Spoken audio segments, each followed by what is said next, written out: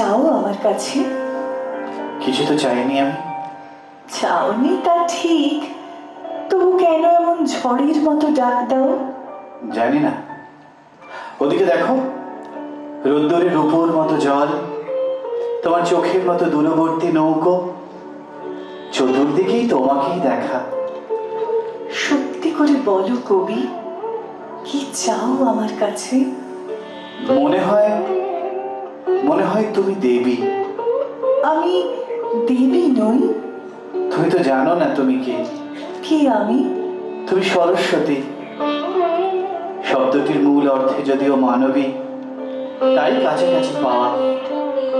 মাঝে মাঝে নারী নামে ডাকি। হাসি পায় শুনে। যখন যা মনে আসে তাই বলো, ঠিক নয়। অনেকটা ঠিক, যখন যা মনে আসে। কেন মনে আসে? কি চাও বলো তো সত্যি, কথা ঘুরিও না। আশীর্বাদ। আশীর্বাদ আমার? না সত্যি যিনি দেবী। তুমি তো সেই টেবিলের ওই পাশে ফিকে লাল শাড়ি, আঙুলে ছোঁয়ানো থুতনি। উঠে এসো, আশীর্বাদ দাও, মাথার উপরে রাখো হাত। আশীর্বাদে আশীর্বাদে আমাকে পাগল করে তোলো। খিঁচে ধরো চুল, আমার কপাল নখ দিয়ে চিড়ে দাও। যথেষ্ট পাগল আছো, আরো হতে চাও বুঝি? তোমাকে দেখলেই শুধু এরকম, নয়তো কেমন শান্তশিষ্ট। না দেখাই ভালো তবে, তাই নয়?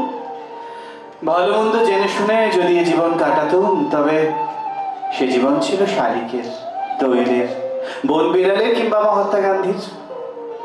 ইরি ধানে ধানের পোকার যে জীবন। যে জীবন মানুষের। আমি কি মানুষ নাকি? ছিলাম মানুষ বটে তোমাকে দেখার আগে। তুমি সোজাসুজি তাকাও চোখের দিকে, অনেকক্ষণ চেয়ে থাকো, পলক পড়ে না।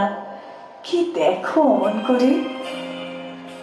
তোমার ভিতরে তুমি, শাড়ি সজ্জা খুলে ফেললে তুমি, তার আড়ালে যে তুমি। সে কি সত্যি আমি, না তোমার নিজের কল্পনা? শোন কি এইমাত্র দেবী বললে। একই কথা, কল্পনার আধার যিনি তিনি দেবী। তুমি সেই নীরা। তোর কাছে আশীর্বাদ চাই। সে এমন কি শব্দ, এক্ষুনি তা দিতে পারি। তোমার অনেক আছে, কণা মাত্র দাও। কি আছে আমার জানি না তো। তুমি আছো, তুমি আছো, এর চেয়ে বড় সত্যি নেই। সিঁড়ির উপরে সেই দেখা, তখন তো বলনি কিছু। আমার নিঃসঙ্গ দিন, আমার অবেলা, আমারই নিজস্ব শৈশবের হাওয়া শুধু জানি। দেবে কি দুঃখের অংশ ভাগ? আমি ধনী হব। আমার তো দুঃখ নেই, দুঃখের চেয়েও কোনো সুমহান আবিষ্টতা আমাকে রয়েছে ঘিরে, তার কোনো ভাগ হয় না। আমার কি আছে আর কি দেব তোমাকে? তুমি আছো, তুমি আছো, এর চেয়ে বড় সত্য নেই। তুমি দেবী। ইচ্ছে হয় হাঁটু গেড়ে বসি, মাথায় তোমার করতল, আশীর্বাদ। তবু সেখানেও শেষ নেই। কবি নয়, মুহূর্তে পুরুষ হয়ে উঠি। অস্থির দুহাত 10 আঙুলে আঁকড়ে ধরতে চায়। সিংহিনীর মতো ওই যে তোমার কোমর, অবোধ শিশুর মতো বুক ঘষে তোমার শরীরে, যেন কোনো গুপ্ত সংবাদের জন্য ছটফটান। পুরুষ দূরত্বে যাও, কবি কাছে এসো।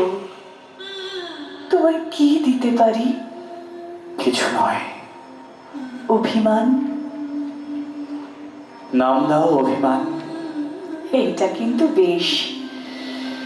যদি অসুখের নাম দিই নির্বাসন, না দেখার নাম দিই অনস্তিত্ব, দূরত্বের নাম দিই অভিমান। কতটুকু দূরত্ব? কি মনে পড়ে? কি করে ভাবলে যে ভুলবো? তুমি এই যে বসে আছো, আঙুলে ছোঁয়ানো থুতনি, কপালে পড়েছে চূর্ণ চুল, পাড়ের নকশায় ঢাকা পা, ওষ্ঠাগ্রে আসন্ন হাসি, এই দৃশ্যে অমরত্ব। তুমি তো জানো না নীরা, আমার মৃত্যুর পরও এই ছবি থেকে যাবে। সময় কি থেমে থাকবে? কি চাও আমার কাছে? মৃত্যু? ছি, বলতে নেই। তবে স্নেহ, আমি বড় স্নেহের কাঙাল। পাওনি কি? বুঝতে পারি না ঠিক। বয়স্ক পুরুষ যদি স্নেহ চায়, শরীরও সে চায়। তার গালে গাল চেপে দিতে পারো মধুর উত্তাপ। ফের পাগলামি? দেখা দাও। আমিও তোমাকে দেখতে চাই। না। কেন? বলো না, কখনো বলো না ওই কথা। আমি ভয় পাবো।